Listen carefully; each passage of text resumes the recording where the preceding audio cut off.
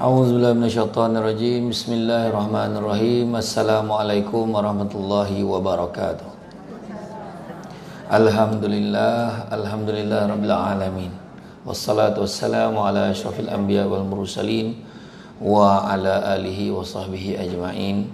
Subhanaka la ilma lana illa ma 'allamtana innaka antal alimul hakim. Rabbi syrah li sadri wa yassir li amri wa hlul 'uqdatam min lisani yafqahu qawli. Alhamdulillah, syukur kepada Allah Subhanahu wa taala kerana dengan limpah dan izinnya dapat kita bersama-sama pada petang ini di surah An-Naim, surah Jumaat An-Naim, bagi mengikuti kuliah ilmu yang mana pada petang ini berkisar tentang hijrah ke arah bersih diri dan juga mengindahkan indah peribadi. Jadi ada yang datang, masuk. Jadi bila kita sebut tentang hijrah, hijrah dari segi bahasanya hijrah ni adalah berpindah pada satu tempat ke tempat yang lain. Macam tadi dia dah sampai kan, dia dah sampai, dah duduk, tengok tak sesuai pula, takut tak nampak pula penceramah, tukar tempat. Nampak pula kursi, lagi sedap duduk kat kursi, cari kursi, macam itulah.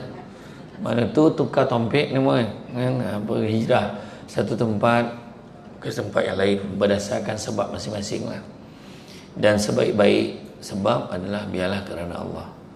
Tetapi dari segi istilah, bila sebut hijrah ini merujuk kepada penghijrahan agung Nabi Muhammad sallallahu alaihi wasallam, yang mana Nabi berhijrah daripada Mekah ke Madinah. Semua tahu dah tu. Dan Nabi, satu perkara penting yang perlu kita tahu waktu Nabi pergi ke dalam peristiwa Isra' dan Mi'raj kan, masa tu lagi Nabi dah tahu dah. Masa tu Jibril dah tunjuk dah, kau nampak tu Muhammad, tu Hajar Yatrib tu, tak lama lagi kau akan diperintahkan oleh Allah untuk berhijrah ke sana. Dan masa tu Nabi tak tanya pun apa salah, Nabi tak tanya kenapa pula, kenapa, why, tiba-tiba je. Tak, Nabi tak petikai, Nabi tak tanya sebab apa. Sebab itu perintah Allah. Kalau dah macam tu lah Allah cakap, tak payahlah kita petikai. Dah hukum mereka nak semayang, tak payahlah petikai kan, macam tu lah kiranya. Orang kita hari ni banyak nak tanya, dah azan dah, salah kenapa pula, kena kau apa salah, macam tu kan. Nampak orang susah, kena tolong lah, macam tu saja kan, macam tu. Dia fikir lagi kan, memang dah. Jadi mana kata dalam hal ini, tengok Nabi tak mempertikaikan. Sampailah kepada hari Nabi diperintahkan oleh Allah untuk berhijrah. Nabi tak ada cakap, ya Allah, kat luar tu semua nak bunuh aku tu ya Allah. Takkan sekarang, bagilah masa aku selamatkan dia aku dulu. Tak, Nabi yakin sebab itu perintah Allah, itulah yang terbaik Nabi buat. Jadi saya tak payah hurai panjang lah tentang penghijrahan Nabi ni, semua orang dah tahu. Semua dah tahu. Cuma poin yang paling besar adalah bila dia melibatkan perintah Allah, tak usahlah kita petikai. Kenapa lah nak tutup aurat, kenapa pula nak kena semayang, kenapa lah nak kena jaga perangai, semua nak tanya. Nah, Allah Ta'ala suruh, macam itulah dia kan. Macam itulah. Kenapa lah kena puasa pula kan, macam tu kan. Ada orang petikai kan, aku Islam lah, Islam ni mudah. Betul, Islam ni mudah, tetapi bukanlah boleh diambil mudah.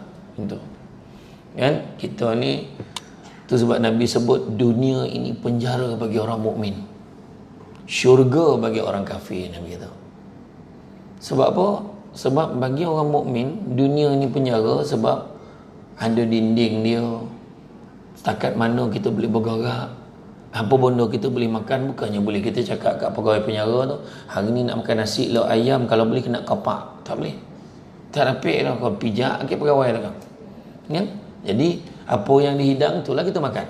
Waktu kena buat kerja, buatlah kerja kan. Waktu rehat-rehatlah. Macam itulah keadaan. Waktu kena masuk kelas, masuk kelas. Jadi mana kata dia tertakluk kepada peraturan. Macam tu juga kita kan, dalam perhijrahan kita ni bercerita tentang hijrah. Jadi cuma Nabi sebut satu perkara yang paling penting kan? Nabi sebut tentang inna a'malu bin niat. Salah satu amal pekerjaan itu bermula dengan niat. Dan Nabi juga sebut wa man kanat hijratuhu ila dunya aw amaratin yankihuha fa hijratuhu ila ma hajara ilaih.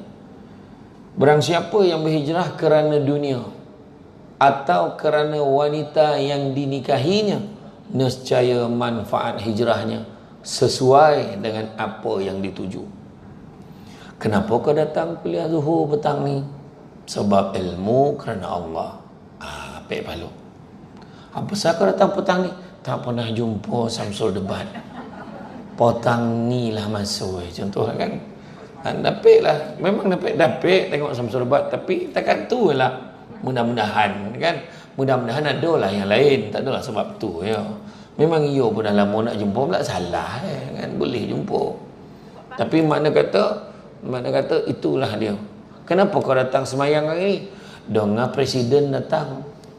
Takkan kita tak datang. Kan dia puasan nak kita. Lagipun dah lama kita tak datang.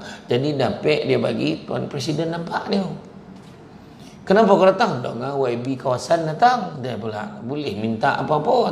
Contohlah kan. Jadi makna kata tertakluk kepada niat kita. Dan begitu juga disebutkan juga tentang niat ini kan. Niat ini Nabi sebut sesungguhnya selepas Fathu Makkah ni tak ada lagi dah hijrah lepas itu, tak ada dah. Yang lepas penghijrahan Nabi ni dah tak ada hijrah lagi dah. Yang ada cuma niat dan jihad Nabi sebut. Wah, apa hal pula yang ada niat dan jihad? Apalah kaitan dengan hijrah? Hijrah tu sendiri kita tengok pengajaran yang paling penting kita kena ingat. Bukan senang Nabi dah berhijrah. Kita semua, kebanyakan kita lah, majoriti dah pergi umrah, dah pergi haji. Kita naik bas daripada Makkah ke Madinah, Madinah ke Makkah. Dalam bas tu ada, mesti akan ada yang tanya, Ustaz lambat lagi ke? Itu naik bas tu tanya kan, orang lelaki yang pakai kain haram tu talalap jago macam telanjang tu. Ada nasi bayi ada lagi dia tu. Punya tahu terlena tidur. Kan? Kita yang duduk dalam bas yang selesa, ada aircon pun tanya 5 jam tu pun rasa penat sangat. Bayangkan Nabi berjalan kaki. Dan siapa yang sampai singgah kat muzium Nabi dulu sebelum diruntuhkan tu, muzium Nabi yang ditunjukkan perjalanan Nabi hijrah tu kan, tunjuk macam mana rumah Nabi, macam mana keadaan Nabi. Kita tengok bukan senang, malahan bila kita tinjau kan kat luar tingkap tu mesti akan teringat macam mana Nabi hijrah dulu. Tengok bukit bukau, batu-batu, pokok pun tak ada. Macam mana Nabi hijrah dulu? Masalahnya puan-puan hajah sekalian, yang kita nampak tu pun bukan itu jalan yang Nabi ikut. Jalan yang Nabi ikut adalah jalan yang tidak biasa dilalui oleh manusia biasa. Jalan mungkin dilalui oleh binatang buas. Jalan yang susah, itu yang Nabi ikut. Jadi Nabi meletak perbandingan. Tak ada lagi dah penghijrahan selepas itu, yang ada niat dan jihad. Rupa-rupanya niat dan jihad tu pun susah. Contoh niat, tengok orang lelaki lah. Contoh kan, tanya orang lelaki, bawa-bawa lah berhenti mokok, bukan senang. Berubah muka, niat pun tak boleh letak. Kita tengoklah dulu, tapi dalam hati dia, jangan haraplah aku berhenti. Tengok. Nak tunjukkan susah. Nak pula ada pula seorang tu bila dia minta kau berubah, apa salah aku? Tak boleh ditegur pula. Dia rasa dia elok semua. Ada bangsa-bangsa manusia macam tu. Jadi bukan senang. Aku ingat aku nak kuruskan badan. Contoh kan, aku nak kuruskan badan. Kenapa nak borek benar badannya? Bila daripada sujud tu nak bongkar payah waktu, berkira-kira lah dalam 5 minit ke 2 minit pun sampai ke atas kan. Kalau dapat nak ada tali sengayut nak naik ke atas macam tu kan, ada semua. Jadi niat kenapa nak kurus badan? Biar ringan badan, ibadah pada Allah. Contoh nampak tak? Target tu, niat tu. Ada orang cakap tu pula, wah kau ni tak kuruslah badan sikit. Ada yang cakap tu, janji sihat. Ayat dia. Sebab manusia bukan tak nak berubah, tapi cuma kadang-kadang dia tak nampak sebab dia kena berubah. Maka dengan itulah datang kita lihat firman Allah dalam surah An-Nisa ayat 100. Surah An-Nisa ayat 100. Wa may yuhajir fi sabilillah yajid fil armuragaman katsira wasa'. Barang siapa yang berhijrah niatnya fi sabilillah, niat kerana Allah, maka dia akan mendapati bumi Allah ni luas, rezeki yang banyak. Apa takut? Niat kerana Allah, selesai. Ni semua kebanyakan orang-orang lama berpuluh tahun hidup, dah tentu dah belajar betapa kecewa dan hampanya kita bila bergantung harap pada manusia. Berapa banyak manusia yang dah mengecewakan kita bila kita berharap dengan dia, ya? Sudah berharap pada Allah. Kita datang ke masjid ni hari ni, surau Jumaat hari ni kita datang kuliah ni, bukan sebab manusia, kerana Allah. Tu yang nampak duduk tu, kan? Kerana Allah duduk ni, kerana Allah kita ni sama-sama dengannya lillahi ta'ala. Mudah-mudahan itu sebab niat ni penting. Tu sebab rugi mana niat disebutkan oleh Nabi, sebab niat ni pahala dah. Niat pahala dah. Aku ingat besok aku nak ziarah lah Cik Tun tu, Nongah dia tak sihat, pahala dah tu. Baru niat, belum buat lagi dah. Orang yang ambil air ni, dia letak kat sini, ni air ni untuk penceramah ni, pahala dah. Walaupun penceramah boleh minum, tapi jangan dituang. Penceramah poso ni kan, dah tak sedar langsung minum kan. Kan? Jadi makna kata niat baik dah. Malam tadi aku ingat besok nak puasa lah, pahala dah. Tetapi sebenarnya satu perkara yang sayang sekali, terlalu banyak kebaikan yang kita buat tapi terlupa niatkan Allah. Itu yang paling rugi sekali. Nampak orang kita tolong, bagi kenduri tolong, tapi terlupa niatkan Allah. Allah ruginya. Sedangkan kadang-kadang kita sebut contoh dalam air kan, kita bismillahirrahmanirrahim, kita baca bismillah. Bismillah tu pahala dah baca. Tetapi sejauh mana bila kita minum tu niatkan Allah dengan nama Allah. Benda simple-simple je. Tu sebabnya hidup dengan bismillah, ada satu buku cari hidup dengan bismillah. Hidup bismillah dengan nama Allah, dengan nama Allah. Sebab apa? Sebab kita tahu tentang hakikat ibadah khusus dan ibadah umum. Ibadah khusus semua tahulah, sembahyang, puasa, ngaji, macam mana cara, ada tata cara tertentu, ada kaedah umrah kan. Kau nak buat umrah tak? Tahun ni tak boleh sebab dengan belum berapa pergi lagi. Tak apalah, kita buat umrah ke orang semaju je. Gimana pula dah datang ni ambil gila tu kan. Tak boleh dah, sebab memang macam mana pun kat sana. Aku sembang subuh hari ni, aku ingat aku nak banyakkan lah rakaat. Aku rasa takwa aku lebih sikit hari ni. Hari ni aku sembang subuh 8 rakaat. Jangan buat-buat. Sebab dia khusus, dia dah ada dah rakaat dia. Waktu bila? Kan? Dia ada pula waktu haram semayang kan? Tahu tak waktu haram semayang? Tahu kan? Dah habis dah, cupil dah. Dah ngam-ngam dah. Dah nak asar pun dah, baru nak semayang zuhur. Dia dah tahu tu. Dengan sengaja oleh waktu, sebabnya orang yang semayang ni ada 3 jenis cahaya Allah bagi. Orang yang semayang ada 3 jenis cahaya Allah bagi. Pertama, cahaya bintang bergemelapan. Kedua, cahaya bulan yang mengambang. Yang ketiga, cahaya matahari. Rasa-rasa nak yang mana? Siapa nak bintang? Get tangan. Siapa nak cahaya bintang? Get tangan. Tak ada nak lah. Cahaya bulan, siapa nak? Siapa nak cahaya matahari? Ada nak yang matahari. Okay. Cahaya bintang ni, dia cantik tapi tak terang. Kalau kita kat golap pula, pandang atas, ada bintang lah. Nampak bintang. Nak dapat cahaya bintang macam mana?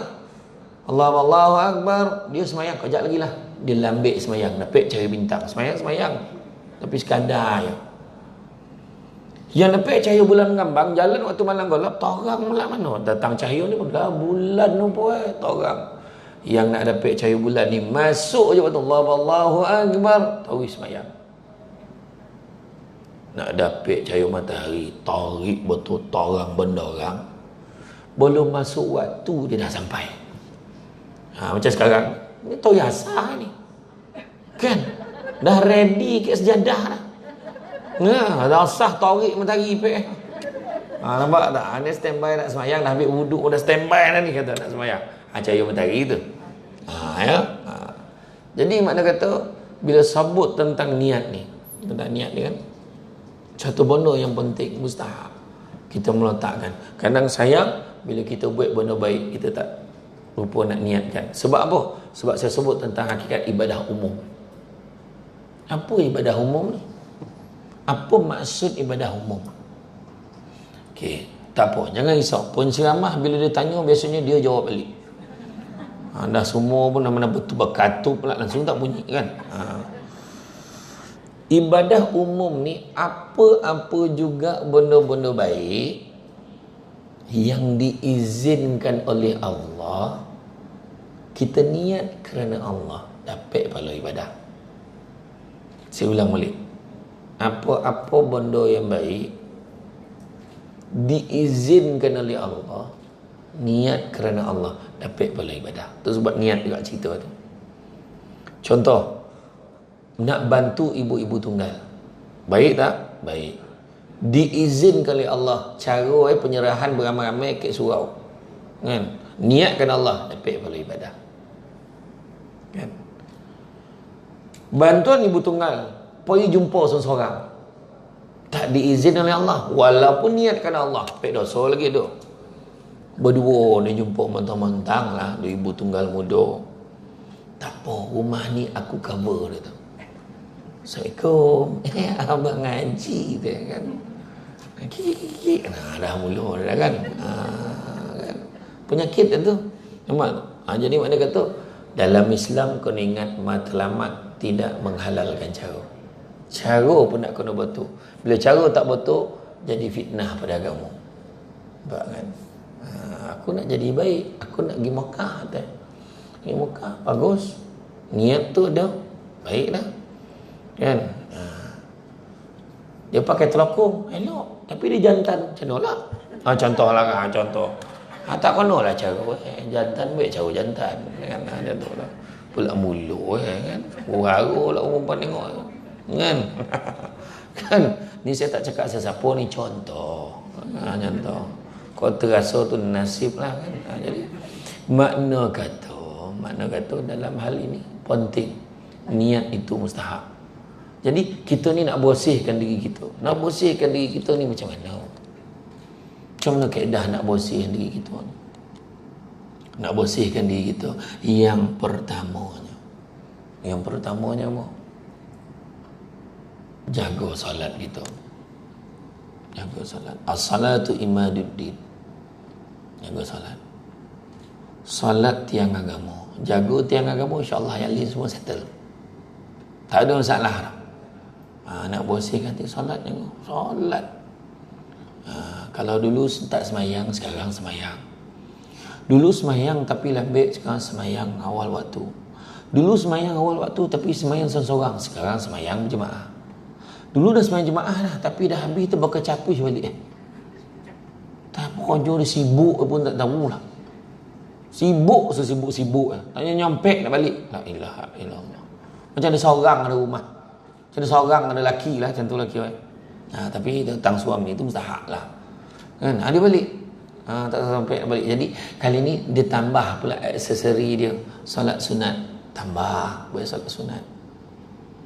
Dah solat sunat tu pula, tambah pula dengan zikir. Contoh kan. Upgrade orang kata kan. Barulah betul hijrah. Kan? Berubah daripada buruk pada baik, baik pada lebih baik kepada lebih baik. Begitu juga yang keduanya adalah dengan berpuasa. Puasa juga dapat membersihkan diri kita. Puasa semua tak teraya. Tak lalu dia. Paling susah puasa sunat. Paling mencama puasa sunat apa tu? Puasa sunat Arafah tu. Yang pergi Mekah lah. Yang tak pergi pun tercabar. Sebab orang keliling ni semua menterdarah lah kau. Kan? Lauk sedap pula kan. Dah ready untuk lauk air haji. Kuah kacang saja. Dia macam ni kan. Tak terayo kan. Macam tu kan. Jadi tu lagi pokok cabaran.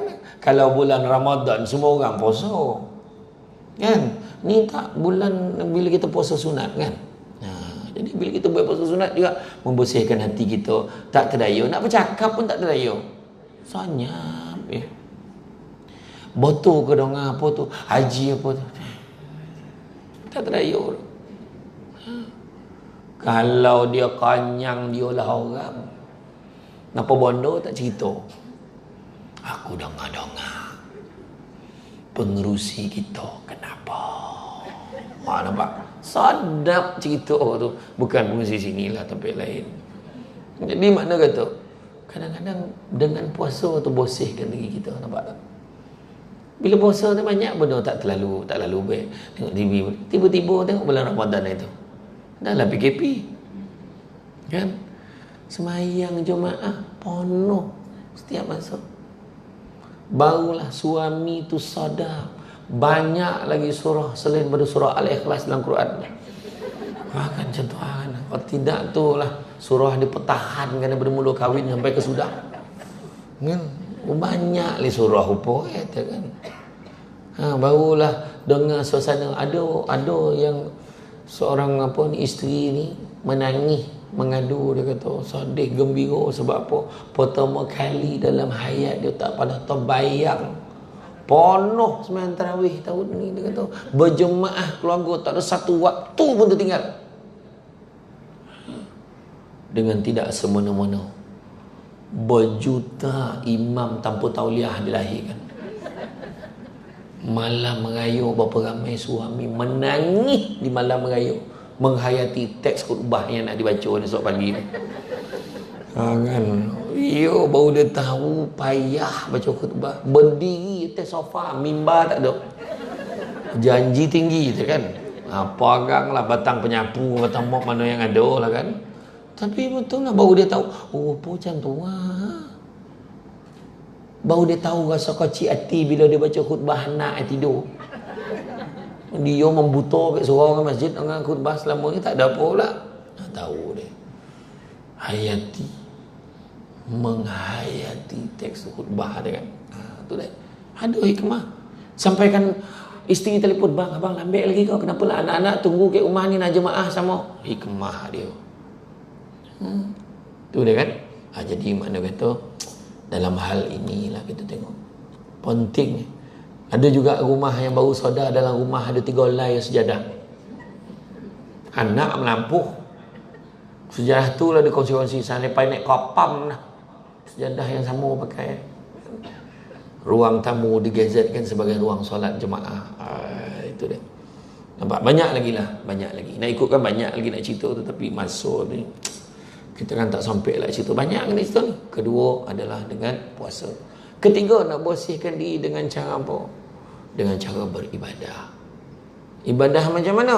Ibadah bangun malam. Qiyam al-lail.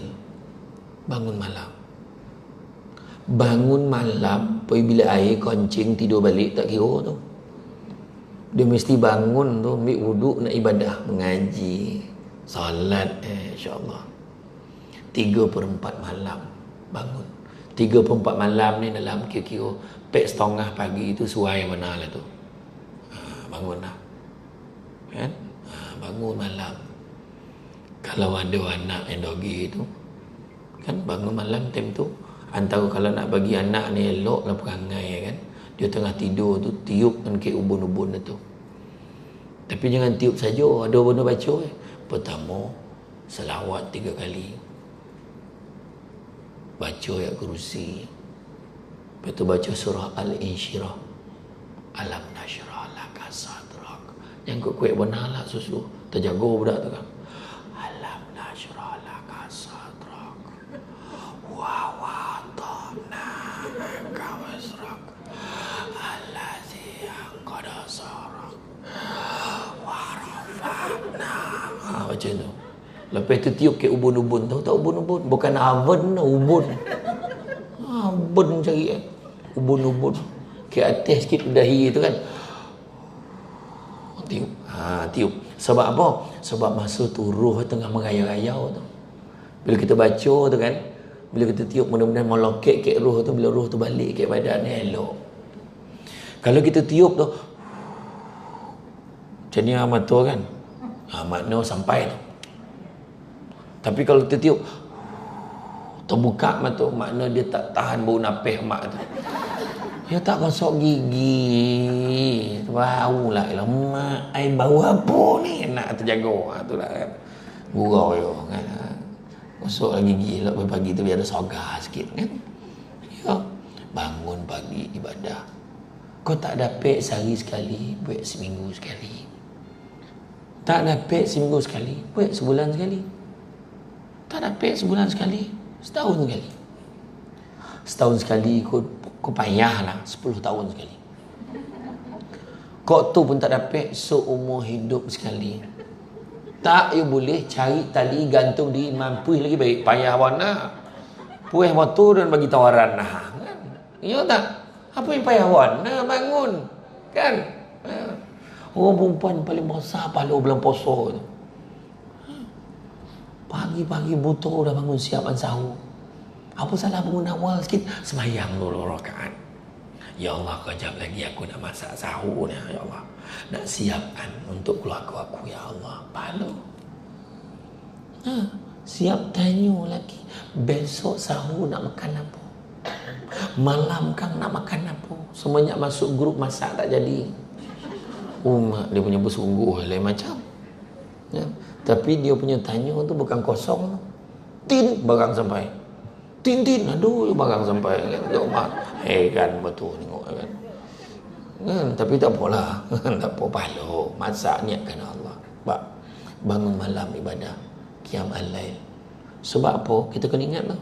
Dalam kubur nanti malaikat dah ready nak boduk gitu. 7 langkah orang dah tinggalkan kita.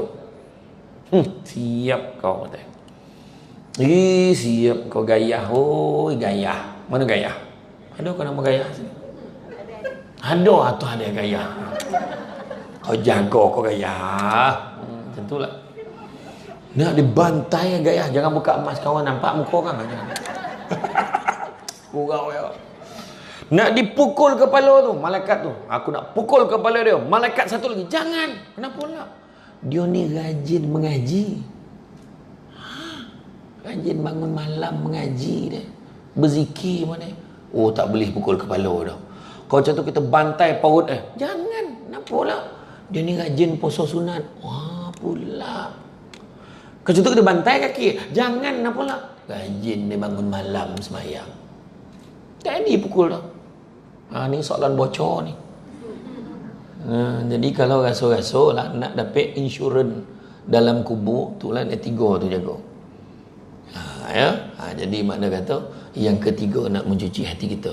Yang keempat, perbanyakkanlah menyertai halaqah zikrullah, majlis-majlis mengingati Allah. Liman kana yarjullaha wal yawmal akhir wa zakarallaha katsiran. Barang siapa nakkan rahmat Allah dan nakkan hari akhirat, maka banyakkanlah menyertai, maka ingatlah Allah banyak-banyak. Sebab kita datang majlis ilmu ni. Kan? Majlis ilmu. Siapa yang dengar kat majlis ilmu kan apa juga Ustazah Isfadiah ko, Ustazah Fizah Musa ko, Ustazah Asma Harun ko. Ya, mak-mak, ibu-ibu ya. Jangan. Maka naklah kita jangan mengompek. Kan? Contoh dia kan. Kita pun bila kita dengar kan dalam hati kita. Alah. Dalam hati orang tak dengar. Aku tak nak lagi nak buat macam tu. Ya Allah, betul lah dia cakap. Alah. Keluar pada surau baik perangai dia balik.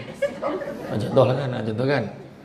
Tapi masuk surau dong. Betul lah. Nampak tak? Dia kena banyak datang majlis ilmu supaya sentiasa mengingatkan diri dia. Datang sekali tak jalan dah. Sebab betul tu datang kuliah.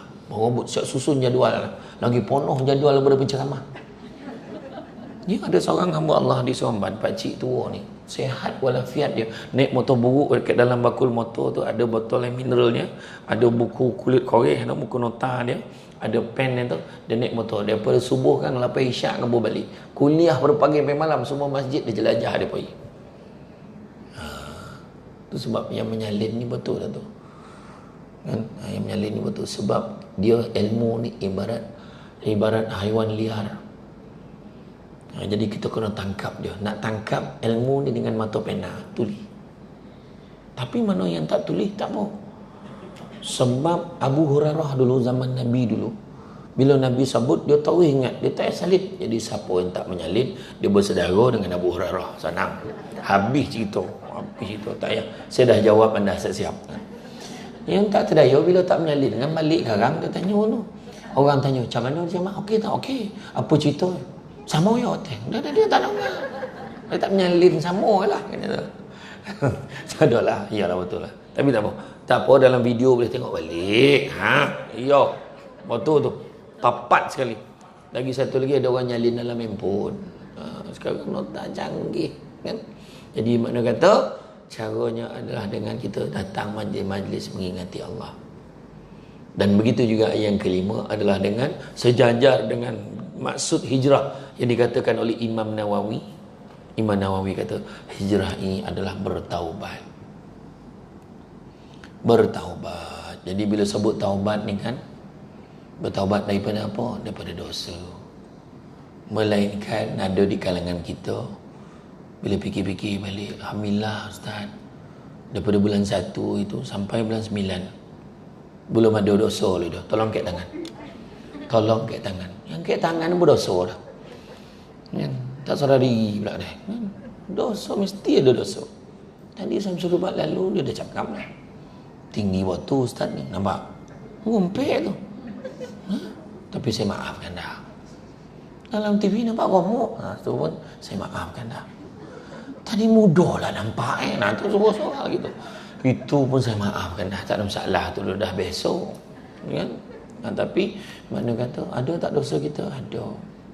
Itu sebabnya kita ni antara ciri-ciri orang yang membersihkan diri dia, usaha dia nak bersih diri adalah dengan ta'awuz, dengan baca a'udzubillahi minasyaitonirrajim, baca banyak-banyak, berlindung daripada syaitan yang direjam. Orang yang rasa diri dia nak membersihkan diri dia, maka dia akan banyak menilai keaiban dan kekurangan diri dia dan banyak menilai kelebihan orang lain. Tapi orang yang tidak bersih dirinya banyak mengangkat-ngangkat kebaikan diri dia dan mencari-cari keburukan orang lain. Tu ingat tu. Orang yang bersih jiwa dia, dia tak ada sibuk dah nak tengok keburukan orang. Yang disebut kebaikan orang ya, kau ni baik, sonok, tengok alhamdulillah. Ada majlis macam ni yang elok-elok ya. Aku ni kurang ilmu, tak berapa ada, tu datang belajar ni. Nampak? Sentiasa menilai kekurangan diri, bukannya sibuk mencari, mengintai-intai kesalahan orang lain. Begitu juga orang yang bersih dirinya akan sentiasa gembira dengan kejayaan orang lain. Dengar anak kau dapat masuk universiti.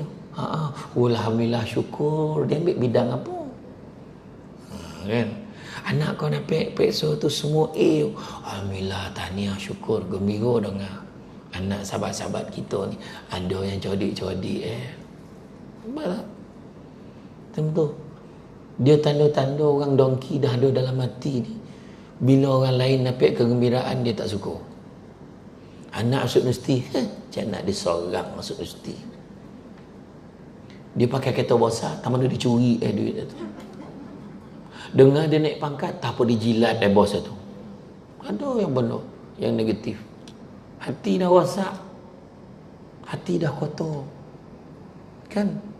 Bila hati dah kotor, senang setan nak masuk. Setan ni suka tempat yang kotor. Ya. Tikui lah. Tak ada dia masuk tikui. Takkan tak tikui. Ataupun satu bangsa tercencorot. Kan?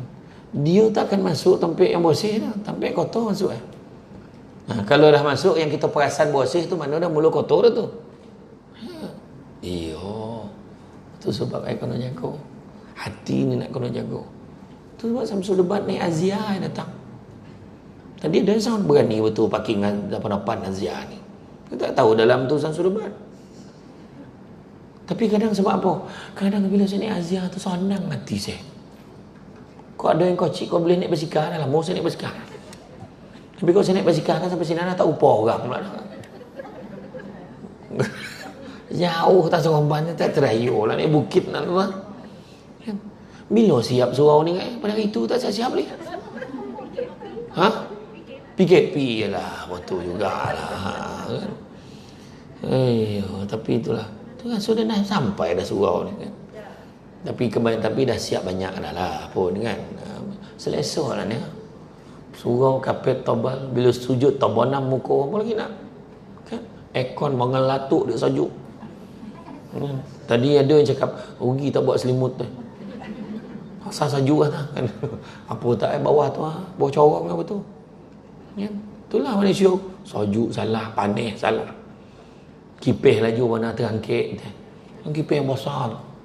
Kipis yang besar 25,000, 30,000 tu. Yang tu kalau tak ramai jemaah bahaya. Terangkitkan imam. Dia kena ramai-ramai baru dia okey. Ayo.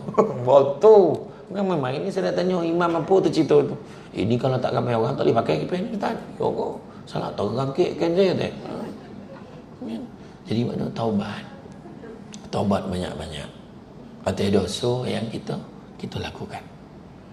Itu tentang membersihkan diri kita satu bahagian. Satu cerita lagi adalah tentang kepribadian. Pribadi ni apa? Budak-budak sekarang paning kepala kita. BBNU budak baru nak up. Apa masalah budak-budak ni? Yang jadi paning mak ayah sekarang ni lah. Budak-budak ni apa masalah?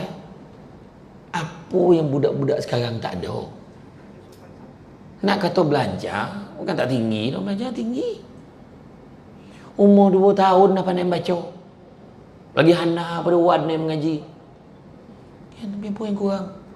Itu sebab sebelum menuntut ilmu, sebahagian ulama, sebahagian besar ulama berpandangan, belajarlah ilmu adab terlebih dahulu sebelum belajar ilmu-ilmu yang lain. Cuba orang tua dulu ngajar bab adab ni. Jalan depan orang tua menunduk. Yang faham menunduk tu nunduk sikit dia. Tapi sampai menyembah tu. Dua cara kan. Jadi ni orang dulu ni perangai. Nampak ni? Mesti ada alih walaupun tak padan pasangan ni. Tapi betul memang alih ni. Tanyalah orang tua dulu kan. Kepantangan ni kalau bagi macam ni memang dibaliknya dengan air tu. Ya, orang dulu nak pula Jawa kami baran dia macam tu lah. Jemput minum Allah tuatib sekarang cawan IKEA ada kan adat. Lalu depan orang tua nunduk dulu. Assalamualaikum, salam. Halo, mak ada tak? Ada. Cik nak jumpa mak. Masuk lalu. Tutup TV. Pergi ke dapur. Mak copek lah mak. Copek lah. Habis cerita tu kan. Sebab dia berburak nak mengajak kedua kahwin. Masuk cerita leha mana. La ilaha illallah. Dulu mana ada beyond. Beli rekod-rekod tak ada. Habis cerita tu habis lah. Habis lah cerita tu. Kan? Adab. Bangun ke dapur. Budak sekarang, Assalamualaikum, salam. Lu ke mak ada tak? Ada. Ikut belakang. Ikut belakang. Dah lah rumah teres tengah pula tu. Rumah teres tengah. Ikut belakang macam mana? Pergilah ke hujung ikut belakang. Kotor-kotor nama India mana? Pula dah salah kira pula dah rumah. Ayo, sah tu. Ke belakang tak ada nombor. Kena kira biji rumah. Kan adab macam-macam lah. Dah orang tua tengah berburak jangan lalu depan tu, elak kan. Lalu belakang pun tak boleh. Nak lalu belakang pun pakcik tempat lalu belakang cakap macam tu sekali. Allahu Akbar. Tak makan ni selagi orang lain makan. Bila kenduri cuba tengok time kenduri lah. Kenduri tak salah kenduri bila jamuan lah. Contoh bila jamuan lepas ceramah lah. Kan kita duduk kan, dia depan, kita depan.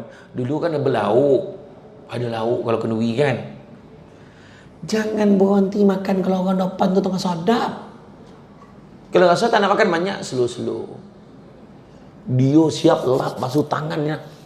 Yang ngadap orang lah. Jadi pengadil lah dia. Langsung kawan, lah dia tak berhenti lagi dia.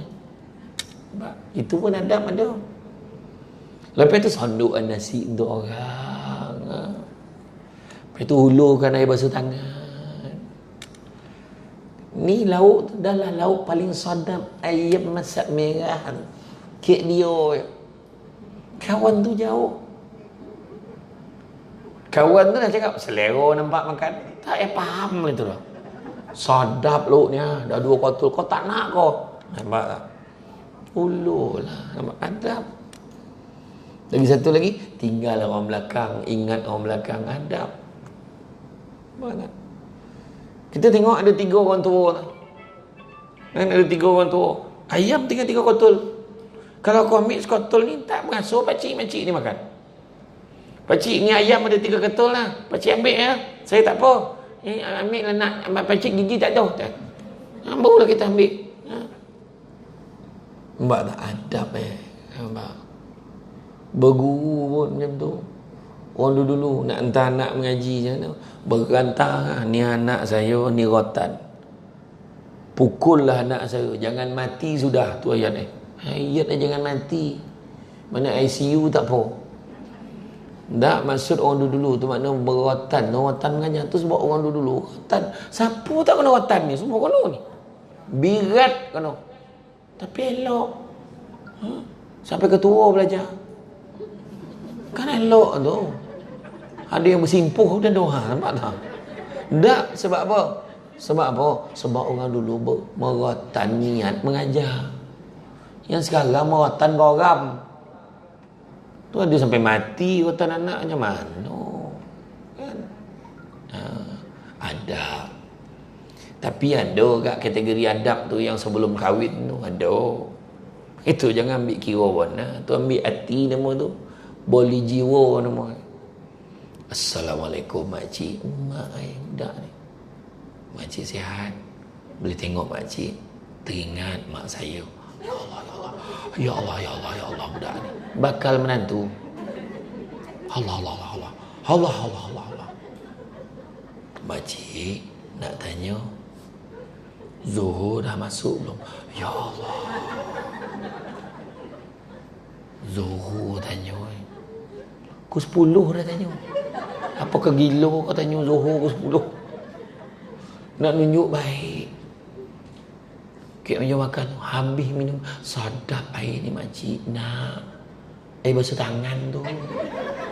Habis minum. Kalau air basuh tangan dah sedap macam ni. Tak tahulah kalau air masak macam mana. Patutlah rasa klorin tu. Tak tu dah cerita kan. Itu tak kira dah. Tapi adab ni memang nampak. Tu dah. Itu sebab orang dulu-dulu lain. Jadi nak ajar adab ni macam mana?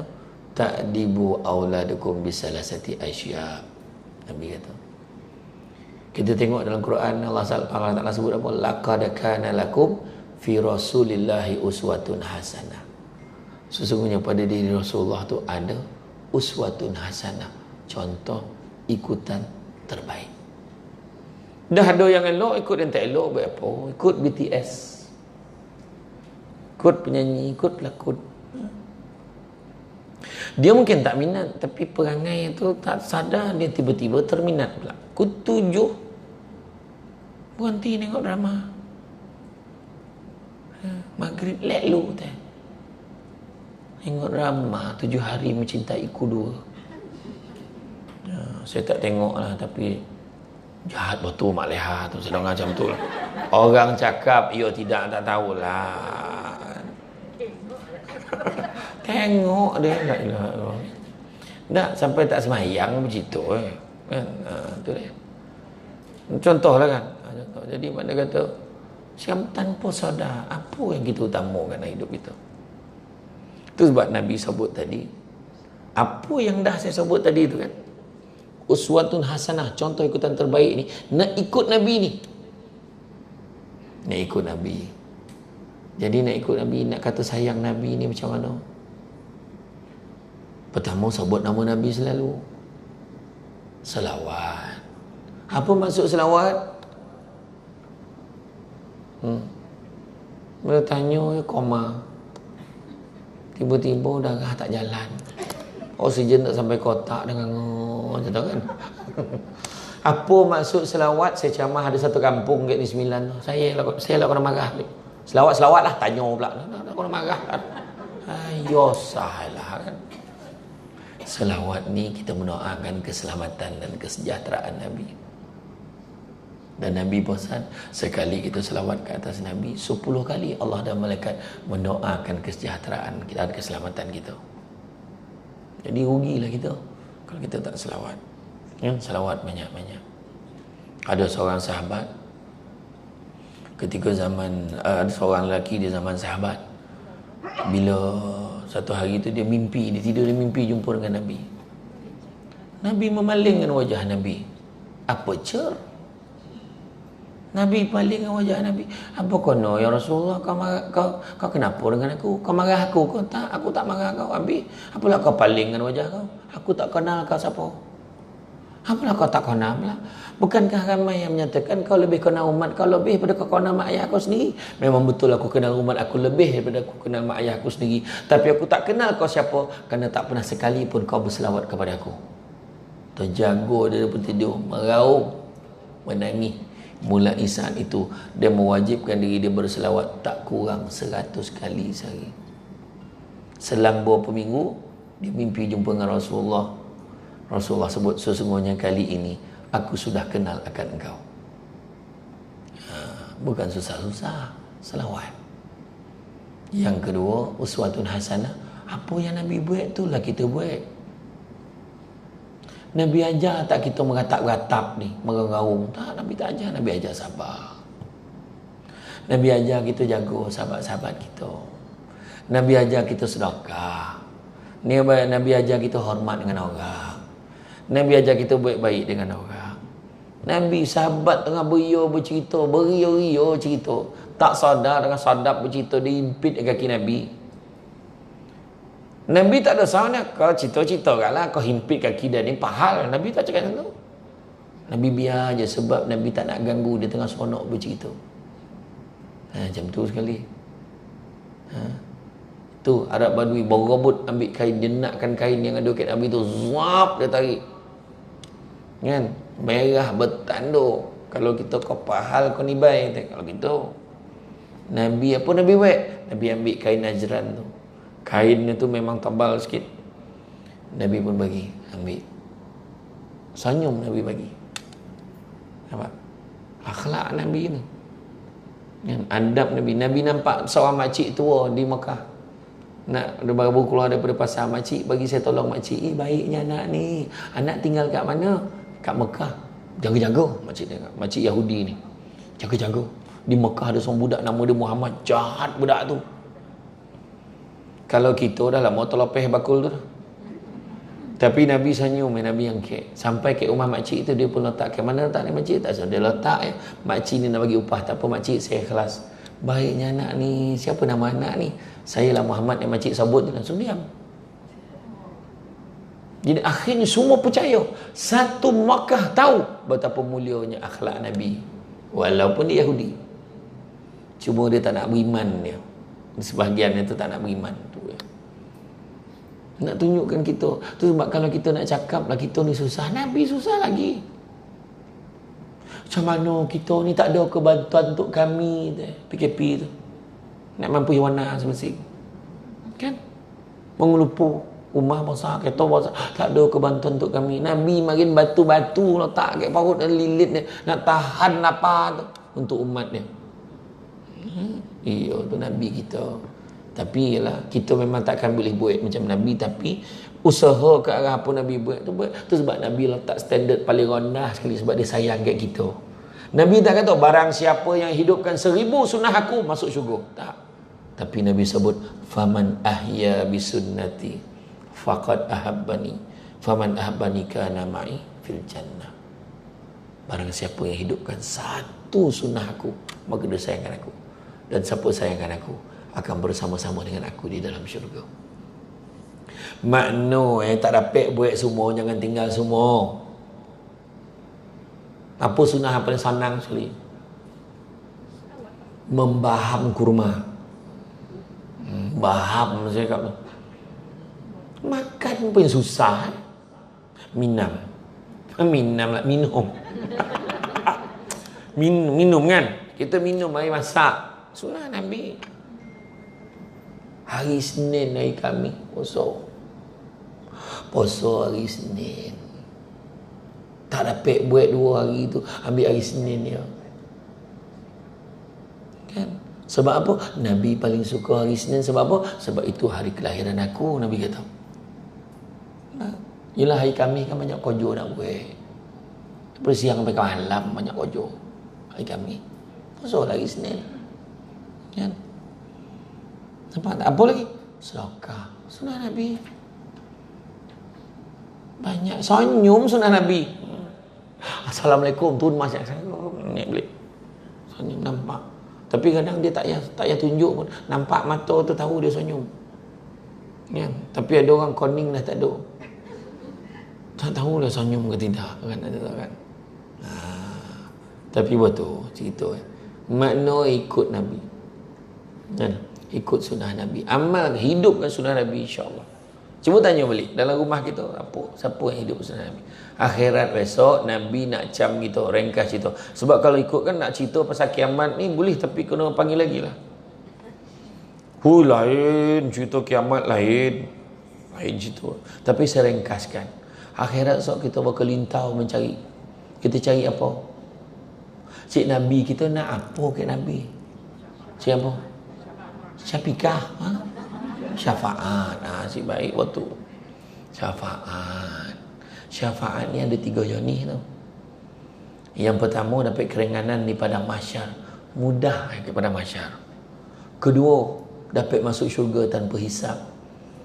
Mudah-mudahan kita masuk dalam kategori itu. Amin. Ya Rabbal Alamin. Dan yang ketiga, dah masuk dalam neraka dah.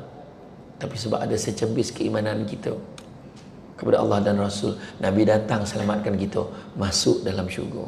Tapi kok nombor 3 pun tak dapat, berhentilah jadi orang. Rugilah gitu.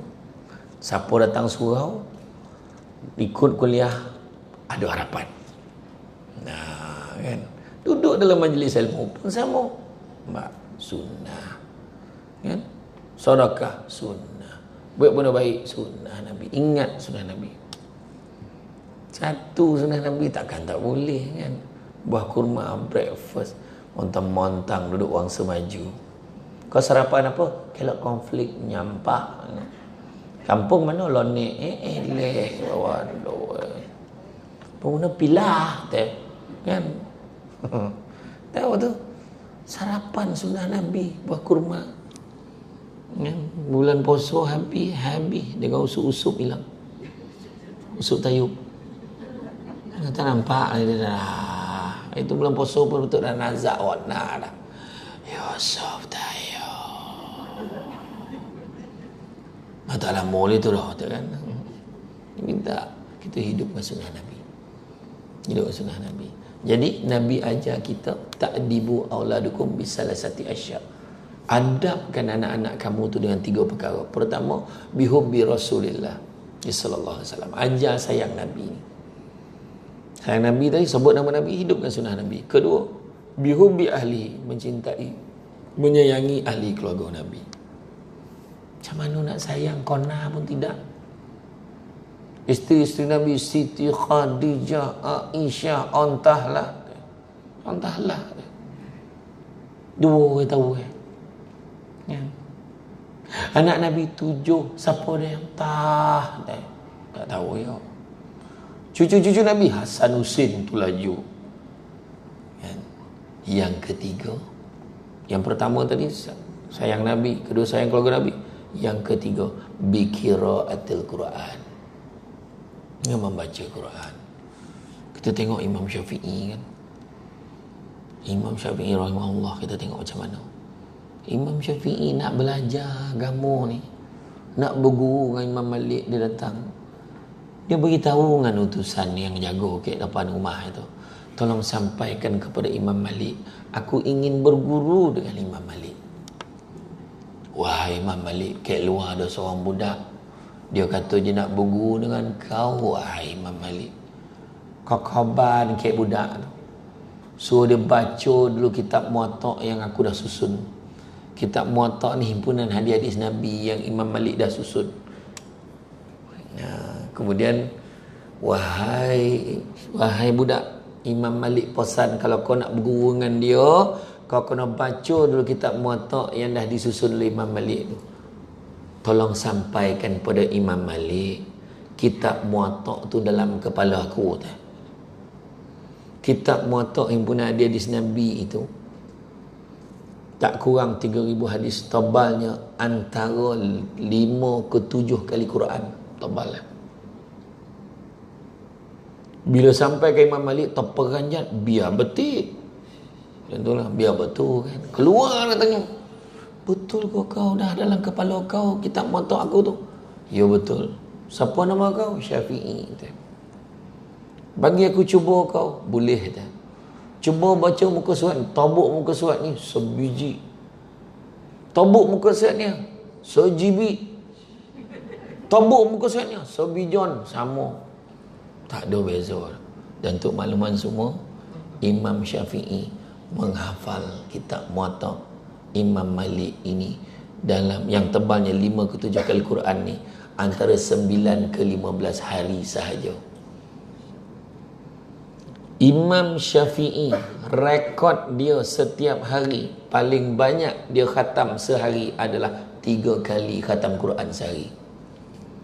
Kita tadarus pun dia gegeh ngabian. Tak ya betul tak kan? Tu dia Imam Syafi'i. Malahan pernah satu ketika Imam Syafi'i dia memang kalau dia menghafal, bila 2 muka surat dia akan tutup satu muka untuk baca sebelahnya. Tutup muka surat sebab nak hafal bahasa ni. Dia tak nak bercampur. Satu hari tu puih dia baca. Tak mahu dia apa masalah susah nak mengingat ni. Dia pun tanya mak dia balik. Malam tadi daging kambing yang mak masak tu, mak beli kek mana daging tu? Kek orang yang tuan, kek kedai yang nombor ni atas. Pergilah tanya orang, mana kau dapat daging kambing ni? Kek orang tu orang bolo kek bukit tapi tengok. Barulah Imam Syafi'i tahu. Orang yang jaga kambing tu dibawa kambing tu makan rumput kek bukan kawasan dia. Dek itu dia tak boleh nak ingat ilmu yang dia nak hafal tu. Kita lebih lagi lah. Daging kotak mana lah nak tahu kambing tu makan ke mana. Kan daging dah siap proses kan. Tapi ikhtiar kita cari yang halal. InsyaAllah mudah kita mengingat.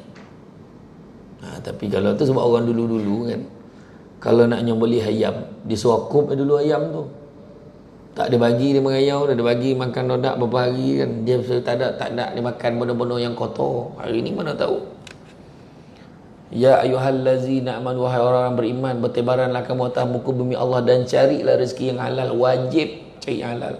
Tu sebab bila pergi pasar pagi, pasar tani tu, beli ikan keli, ikan semilang, wajib tanya, bang nak tanya ni orang Islam boleh apa tidak? Tanya. Jangan main belasah, ya janji murah dah. Tak. Paling kalau dia menipu dia tanggung. Kita ni nak cari yang halal lah. Penting tu. Ya. Jadi makna kata biqiraatil Quran tadi. Tapi alhamdulillah saya tengok ni semua geng-geng mengaji lah kau ni. Alhamdulillah. Nampak? Belajar ngaji, jangan malu. Yang patut malu dah tua bangku tak nak belajar lagi. Tapi malu Ustaz. Bukan rabun ke dah, buta je lah. Tak apa. Pakai topong. Macam ni mengaji. Saya cakap, ada seorang kawan saya masa belajar main, mata dia memang dah rosak betul. Dia pakai kanta tau baca buku. Lebih, alhamdulillah result dia bagus besok. Allah uji dia mata dia rosak. Jadi kita mengaji lah. Belajar ngaji. Malu Ustaz dah tua nak belajar. Tak apa. Pahala kan kepada tadi, niat kepada Allah tadi. Nak belajar. Malu Ustaz semayang kat kursi. Apalah. Malu. Yang betul malu tak semayang. Kalau lutut sakit semayang kat kursi, semayang lah kat kursi. Tapi tengoklah kursi apa yang kita pakai. Jangan ganggu sofa bawa habis surau. Jangan nak. Kan? Adalah kaedah. Kan? Mana kata, kadang-kadang kita ni malu bodoh entah apa bodoh datang surau malu lah Kang, aku datang kan orang mesti tengok aku dah lah selama ni tak pernah datang, orang peduli pun tidak kat kau, masuk je lah. Dan kita pula jangan sini, wah tak pernah nampak, tiba-tiba datang ni pahal. Jangan. Ini bukan rumah kita, ini rumah Allah. Siapa-siapa boleh datang. Kan? Jangan pilih penceramah datang. Kan? Tapi saya difahamkan memang macam ni lah ramai setiap pagi. Saya dengar macam tu lah. Daripada subuh sampai pagi, syak ramai betul macam ni lah. Kan? Dulu payah nak dapat saf, 3 saf, sekarang ni alhamdulillah sampai 7 saf sekarang ni semenjak penjarakan sosial. Tampaklah kan. Aduh. Kan? Jadi makna kata kesimpulan yang kita kena ingat, adab mustahab dalam membentuk kepribadian. Dan kalau akhlak yang terbaik yang kita nak kejar, akhlak Nabi, tak ada akhlak lain. Dah disebut dalam Quran contoh ikutan terbaik. Kenapa nak cari yang kedua terbaik? Kenapa nak cari yang tak baik? Lagi huru-hara. Sebab dia itulah ada budak perempuan Melayu Islam bertudung boleh pula meratap-ratap sebab artis Korea tu mati bunuh diri, dia pun melulung-lulung nak mati sama. Bertudung tu. Cakap apa? Bila dia tegur oleh mufti wilayah, dia laksan mufti wilayah tu, dia tahu apa tu? Budak ni. Tu yang orang Jawa cakap koci-koci tak nak mampu dah bahasa nyusahkan orang tu lah dah. Kan? Macam itulah dia. Tapi masih belum terlambat. Bab adab perlu diterapkan daripada awal. Adab ni, tu sebab Imam Malik kata, biar ada ilmu sedikit, tapi jangan tak ada adab. Ada orang belajar tinggi, adab tak ada, apa guna? Hilang hormat manusia ke orang. Hilang. Belajar tak tinggi tapi adab macam ni. Allah, bakanan batu tengok budak tu. Saya ni orang kampung ya Pak Cik. Allah. Kampung baru. Aduh. Kan? Macam saya kan, macam saya. Nunduk. Datang masjid mesti nunduk. Nak ambil suruh. Hormat ke tiang. Ayo parah betul. Awak tinggi tentulah. Kan? Jadi itulah dia. Penting penghijrahan. Dan bila sebut jihad, yang pertama niat, kedua jihad Nabi kata nak buat semua tu tadi bukan senang. Itulah perjuangan kita. Nak berubah tadi kan. Apa yang sebut nak solat, berjuang nak solat ni. Puasa, perjuangan. Bangun malam, berjuang. Nak bertaubat, berjuang nak bertaubat ni. Kan? Bangun malam, qiyamul lail. Lepas itu tadi akhlak Nabi. Perjuangan kita nak hidup dengan akhlak Nabi ni. Tapi boleh buat tak? Boleh. Jadi saya doakan mudah-mudahan kita sentiasa berada di dalam keadaan mood nak berubah. Berubah daripada buruk kepada baik. Baik pada lebih baik. Lebih baik kepada lebih-lebih baik. Jadi rasa cukup setakat tu. Saya ucapkan terima kasih banyak atas kesudian mengikuti kuliah pada petang ini. InsyaAllah di lain kesempatan kita bertemu lagi. Rindu bona nak datang kuliahnya. Lama betul dah. Dek PKP punya hal. Hari tu kan pada masa musim PKP pun camah seseorang ni. Ada sekali tu saya camah untuk Kementerian Pelajaran. 2 jam saya camah. Rupa-rupa kamera tak on. Ponik betul 2 jam. Orang Putrajaya tu mampu nunggu pula tak mula-mula lagi. Petang tu pukul 2 tu ulang balik semula tajuk yang sama dah lama orang petang tu. Tapi itulah dia cabaran kan. Tapi alhamdulillah. Jadi insya-Allah saya ucapkan terima kasih banyak kepada semua. Terima kasih kerana sudi mengundang saya pada hari ini kan. Inisiatif booking tu sejam jadilah. Okeylah saya datang insya-Allah. Saya sebenarnya pagi tadi di apa? Di Shah Alam. Di Shah Alam. Petang di sini, malam ni di Tangguh Batu, Melaka. Ya, doakan saya. Insya-Allah. Kita jumpa lagi di lain kesempatan. Hari itu pun sampai bab 1 ya. Kitab Mukasyafatul Qulub tu kan. Nanti kita sambung ni ya. Ya, insya-Allah. Mudah-mudahan panjang umur, murah rezeki. Kita jumpa lagi. Yang baik datang dari Allah, yang kurang tu kelemahan saya sebagai manusia biasa. Pokok sekayu daun selasih. Thank you, terima kasih. Assalamualaikum warahmatullahi wabarakatuh. SD, macam mana nak alihkan anak-anak daripada gadget agar kami sekeluarga kembali mesra? SD, sebab harta kami adik-beradik bergaduh dan ada yang ingin putus saudara. Apa yang perlu saya buat? SD, anak saya suka melawan kata saya. Ada tak tips nak melembutkan hati anak? SD, suami saya curang tapi saya tak nak poligami. Dosa tak kalau saya minta cerai?